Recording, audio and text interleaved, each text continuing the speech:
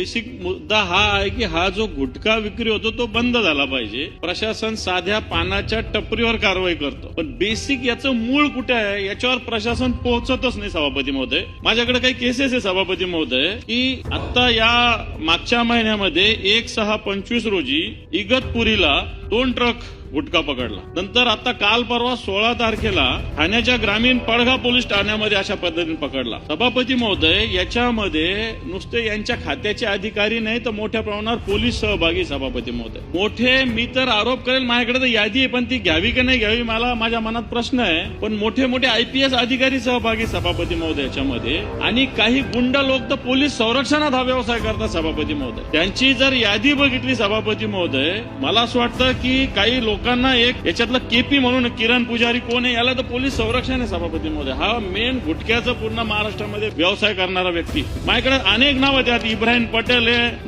नौशाद आहे, शिवप्रकाश गुप्ता आहे, शौकत अली आहे. सांगण्याचा मुद्दा हा की हा मकोका यांना बसतो सभापती महोदय, आणि पोलीस कारवाई कोणावर करतात? एका ड्रायव्हरवर. खरं तर ते कंटेनर मोठे मोठे पकडल्यानंतर याचा मूळ मालक याला शोधला पाहिजे, नवे असतोच. पण खातं फक्त पोलीस खात्याने यांचं खातं फक्त एका ड्रायव्हरवर कारवाई करतं आणि काही दिवसांना ती गाडी पण सोडतं आणि गुटखा पण देतं सभापती महोदय. आणि म्हणून हे उत्तर एवढं सहज घेता येणार नाही जिरवळ साहेब आपल्याला, याला ही मोठी यंत्रणा लावा लागणार आहे. आणि म्हणून याच्यामध्ये अनेक पोलीस अधिकारी सहभागी आहे, अनेक मोठे पुंड सहभागी आहे. याच्यामध्ये मोठा जवळपास 100-200 कोटी रुपये रोजचा टर्नओव्हर होतो. मला त्याच्याशी घेणं नाही, पण पोलीस अधिकारी आणि पोलीस संरक्षणात फिरणारे गुंड हा व्यवसाय करतात. आणि म्हणून याचं मूळ तुम्ही पानाच्या दुकानावर वगैरे कारवाई करण्याला काही अर्थ नाही, त्याला त्याची काही चूक नाहीये.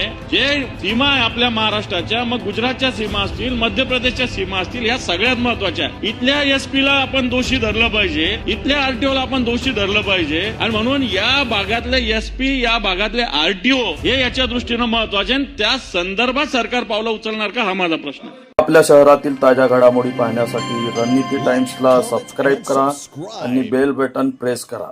लाईक आणि शेअर करा.